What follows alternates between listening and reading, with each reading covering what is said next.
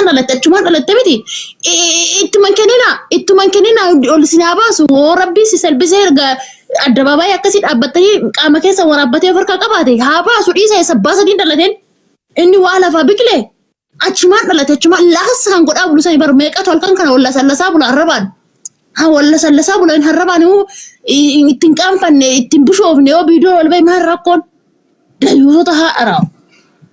Marrimaan keenya nu gubdanii marrimaan keessa naa gubatu dhugaa.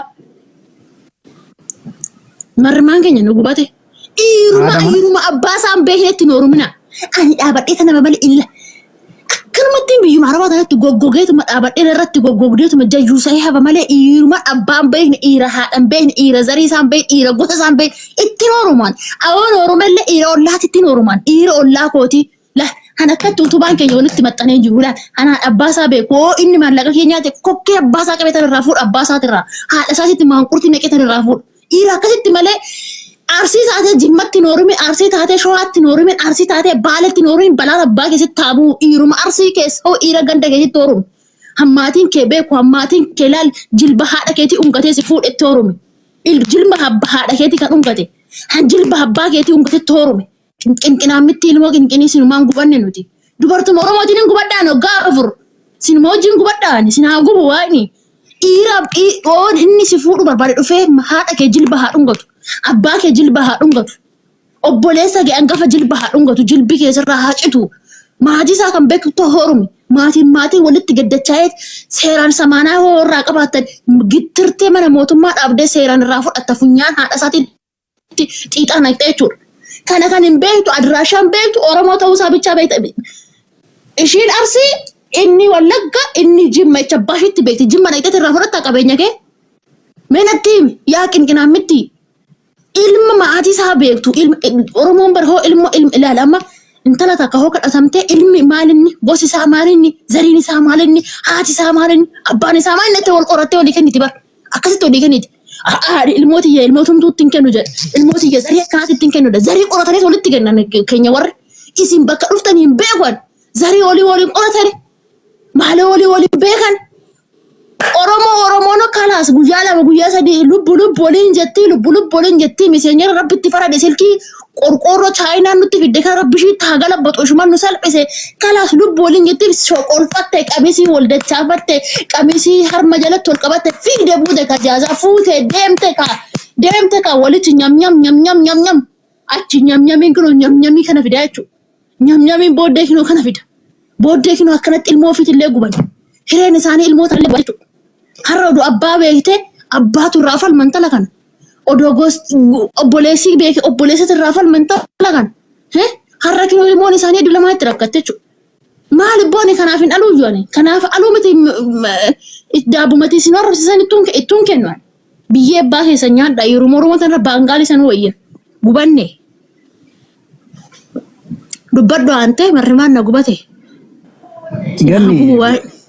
Dhiirri Oromoo isa daangaaf biyya ofii eegee Oromiyaaf kufu malee kan akkanaa kana miti kun gadheenii bakka inni irraa beeknu nama akkanaa. Oromoon waa addunyaa kanarra nama shanii jira jedhee beeka. Nama shan yeroo jedhu nama tokkotu obboleessa obboleettii haadhaa fi obboleessa qabaa jechuudha.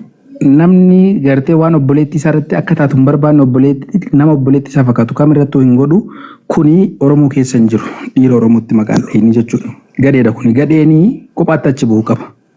Maaliif dhiirri Oromoo jabaan goonni meeqa jira? Amanamaan kabajamaan dhiira akka Hacaaluu Hundeessaa sana qabdii jechuudha Oromoon. Saba guddaa kana gadhee kanaaf hin xiqqeessuu hin qabnu miira keessa gallee haala akkasiitiin dubbachuu hin qabnu maaliif kuni gadhaadha.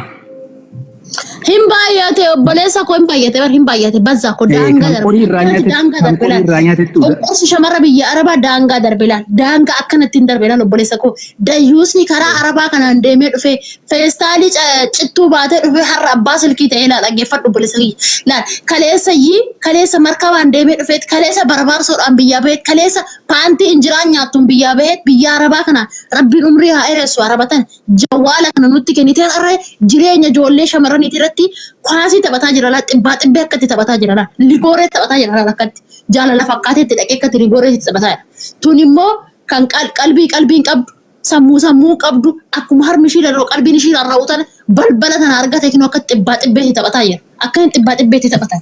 Si galee daangaa darbe ijoollee Oromoo mee dhaabbadhaa laala. Sooshaal miidiyaa kanarra erga dhufne kinu mee nuti deeti. Ishi warri nu dura jiranillee hin jiran warri nu booddee dhuftanillee hin jirtani.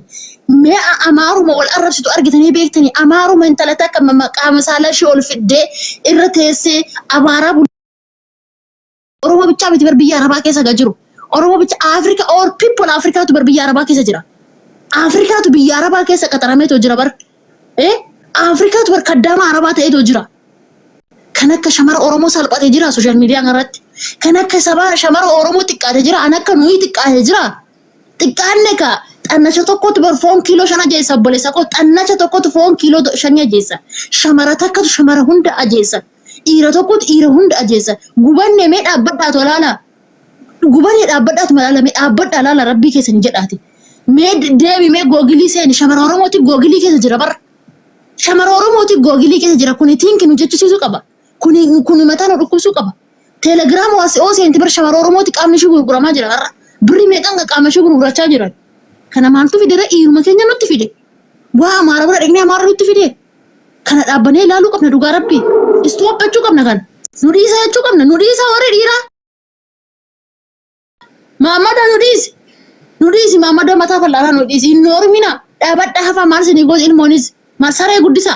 Ilmoo dhiira akkanaa guddisuurra saree guddisa. Saree guddisi dhugaa waaqa jiraata. Dhiira akkanaatirra dhaltee gubachuurra saree guddisi. Saree guddisi. Saree si gattee deemtu. Bishaan ittoo baddallee si iyyiti saree. Ilmoo akkanaa guddistee gabaattu. Ilmoo abbaa dayyuus akkanaatirraa ilmoo isaa gabaattee gadaamessa kee wajjin gubatu saree guddifadhu. Saree wayyaa. Marrimaan nu gubate. Mee amma intala kana qaama intala kana argatanii jiratan zayitiin Arabaa fixeenaa fuulli ishiin jiru harki ishiin jiru kana dadhabe hin jenne kana baattee daa'ima kana baattee wajjin kortoffattee kushina Arabaa keessa duutee ka'aa jirti jechuudha. Kanarraan immoo maallaqa fidi jedhee qaama ishii waraabee itti taphachaa jira kun akkatti doorsisaa jira jechuudha. Ati siisee Oromoo people Habibi Oromoo kana kana ka'aa jiru. Addunyaa irratti riikardii cabsine bar nama 8,000 bartaa ziyaada abboo ta'aa bulte Oromoo. Si himaani. Hosinitti masila sin kuba. Dubbadhu amma. Inni akkam oolte? Akkumaan qabnu dhugaa akkan wallaasitan. Jirta mangisti. Noraadho. Taap godhame. Dubbadhu Habibi abdii. Dubbadhu abdii dubbadhu Habibi dubbadhu.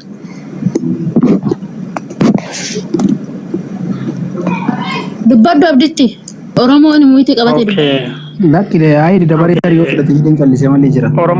Oromoo dubbadhu yaada kan keetu muradhu. taap godhame. Walumaa galatti dhiiras haa ta'u dubartoonni naamusaaf safuu eeggachuun waan baay'ee barbaachisaa ture. Keessattuu immoo dhiironni Oromoo maqaa dhahatan Oromooleen jedhuun dhiirota akkanaa kanaa Oromoo maqaa dhahatanii afaan Oromoo dubbachaa hawaasni biraallee maqaa keenyaan waamu obboleettii ofii kan gadaamessa tokko keessaa wajjin bahanii irratti wanna akka ta'u hin feene obboleettii biraarratti yookaan dubartii biraarratti yeroo waan akkanaa godhu keessattuu ammoo nama guyyaa tokko miira ofiitti qabbaneeffate nama daa'ima isaa dhalee daa'ima isaa baatu haala akkanaa kana gaafa irratti raawwatu kuni Oromummaa naafuuti namummaa qabaachuun isaatu nama shakkisiisaa jechuudha. Namoonni akkanaa kun namummaayyuu hin qabani Oromummaa dhiisiti. Oromummaa jechuun isatti aana namumatti aanaa jechuudha. Namummaayyuu hin qabu kun nama miti. Waama tokko bineensayyuu jechuun hin dandeessu maaliif bineensiyyuu gita kana wanna akkasii hin raawwatu waa hojii kana hin hojjetu. Namni tokko gaafuma sammuun isaa waan akkanaa yaadu keessattuu dubartoonni hamma qaamni namni bilbila lafaa kaasee viidiyoo isaa waraabu maal hojjetu maal eegu. Namni yeroo namaa wajjin bakka akkanaa lafa akkanaa deemu yeroo garaagaraa wanti kanaa yoo raawwatamu hin arginu of eeggannoo maaf hin godhu. Namni tokko gaafa namaa wajjin iddoo lafa akkasii deemu waan namni sun hojjetu maaf hin ilaalu. Oromiyaa naa ooli bakka kana naa ooli mee obboleessa kiyya naa ooli. Naa ooli bakka kanatti dhiifama siin jedha dubbii ilma namaa si gadee dhiifama. Shama uummanni Oromoo kan baadiyyaa hundummaan keessan akkam jirtu isiniin jedha. Yaada gabaabaan kennadha. Ganni galatoomni galchuu keetiif hedduun si kabaja hedduun si jaaladha.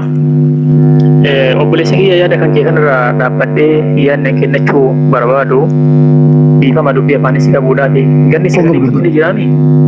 Dubbadu nagama.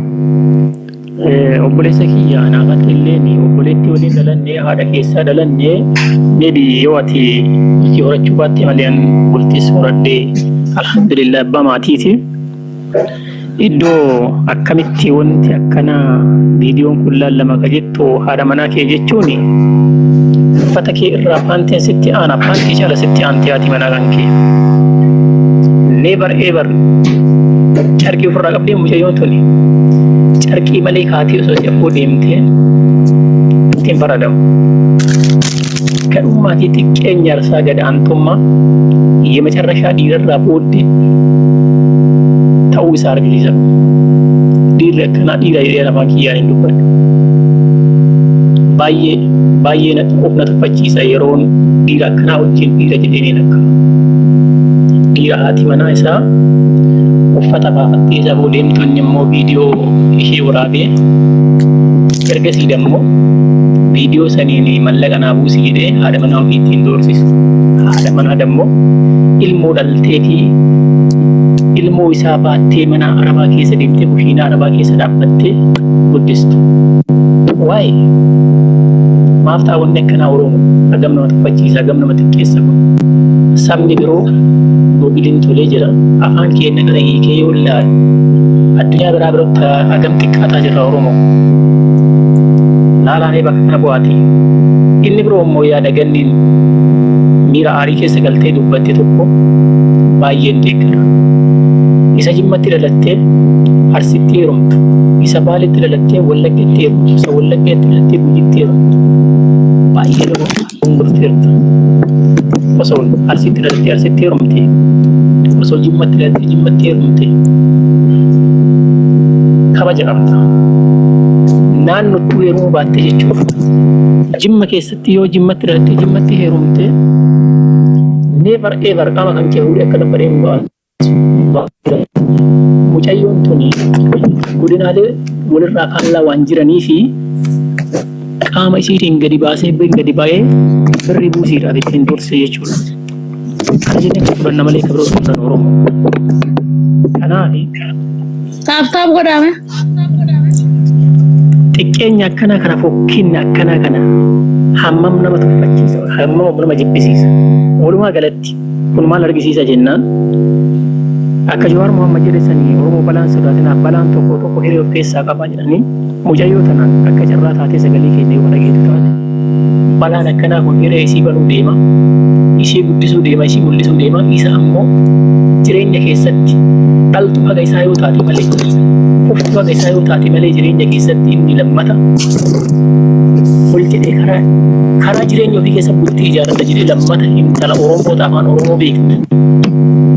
Majnuuna mana hafti yoo taate malee jaamaa yoo taate malee intala moodernii bara ammaa taate jireenya ofii keessa dammoo wajjin bultii ijaarratee as bahee mul'atu jechuudha.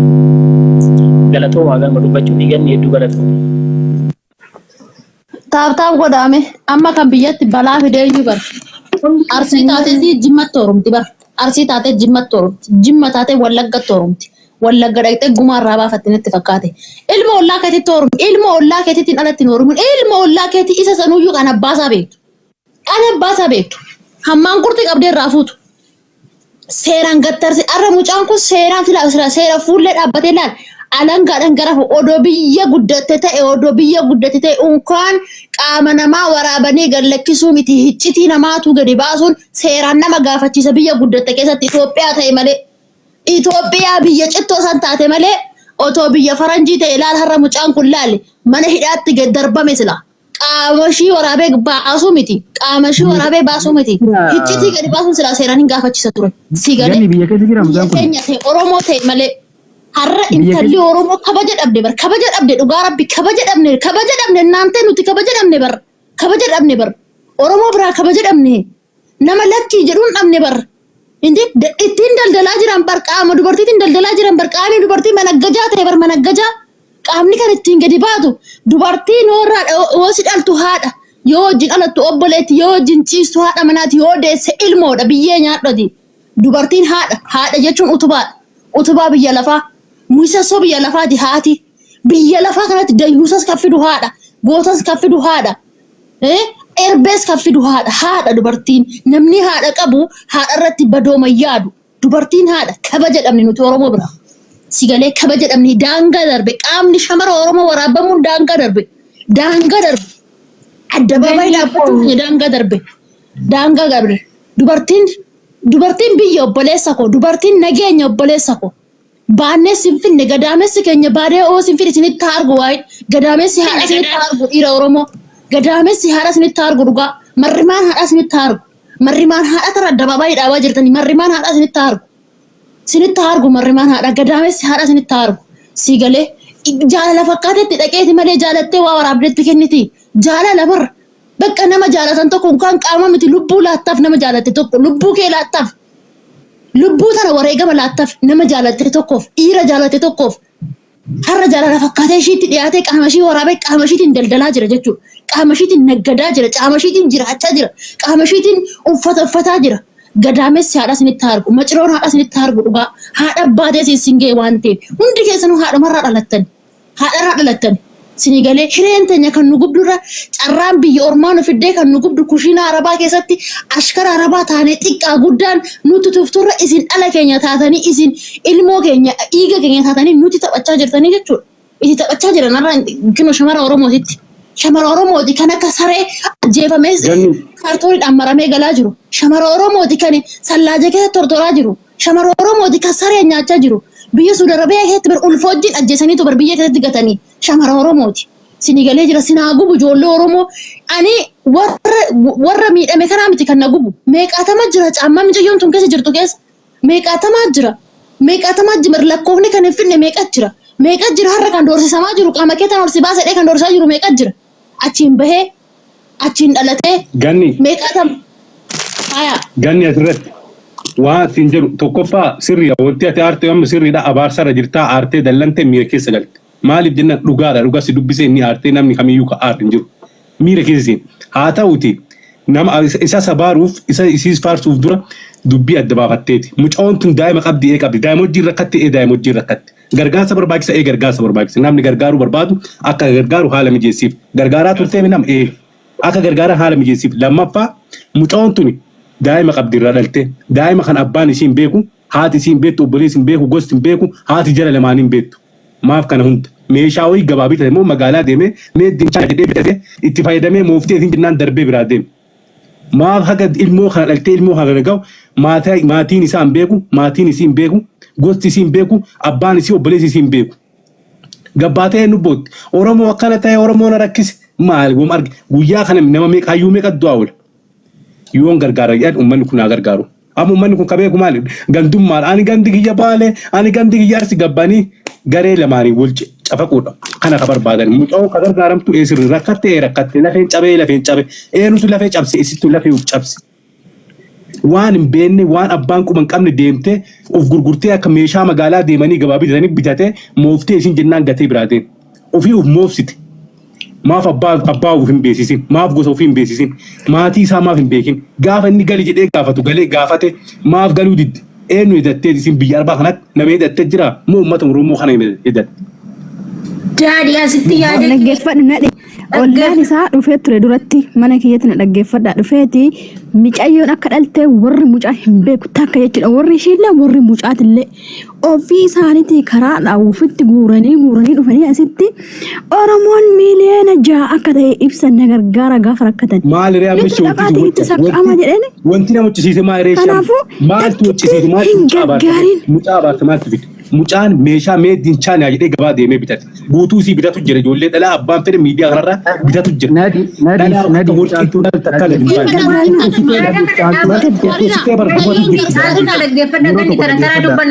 Nadiinis caaltuun si dhaabadha na dhaggeeffadha jechuudha.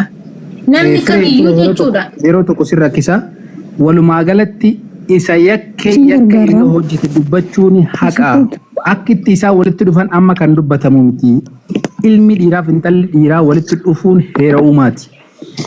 kan heera uumaarraa dabee akka malle nama wajjin jiraate nama wajjin ciise nama miiroo ofii wajjin dabarfate gad baasee viidiyoo waraabee kan gad baase saree sana dubbachaa jirra jechuudha. Akkaataa itti walitti dhufan akka biraa. Wanti guddaan asirratti hin qabne. Na dhaggeeffadhu dhugaa rabbi dhugaa isaa dubbisu nama hundaayyuu dhugaa isaa dubbisu yoo hama karaa dabaa dubbatte rabbiin boru karaa biraatiin si dhufa. Mucaan tuni viidiyoo isii hanga dhumaatti jala gaddeebi. Mucaan dhaqiiti mucaan waan tokko nama poosti waa godhuu miti. Dhaqii jala ilaalu. Ufumaa gorogortee qosoqostee waraantee mucaan gubatee yennaan fidee viidiyoo gabbaase. Ka kanaan olii yoo gabbaase wanti waan jira. Dhaggeeffadhu wanta barbaade yoo dubbatte yoo wanta barbaade yoo goote yoo haadha manaasaadha shi haadha manaasaadha wanta barbaade yoo goote yoo guyyaa tokko. Gifti tiga. Ada mana ti gabah ini haala manaatiin jedhee haala manummaa maali tarbu Nikaa rabbiitiin irraa dhaltee jedhina. haala manaatiin miti ganni haala manaatiin nikaa irraa hin qabne intala nikaa irraa hin qabne haala manaatiin jettanii as fiddanii cadhisi haa ta'u fire kana keessa jirta tana cadhisi gadi kan baqaanu nyaachuu kan akka keessanii kan intala namicha irraa hin qabne diqaala gadi gurte dhuftee tol cabaqaa taati fasiif. Waa'ee taphaaqaa waashii sitti maal namni kamiyyuu jechuudha. Dubartiin kamiyyuu hanga namummaa ishee kabajamuu qabdi jechuudha. Kabajamuu qabdi.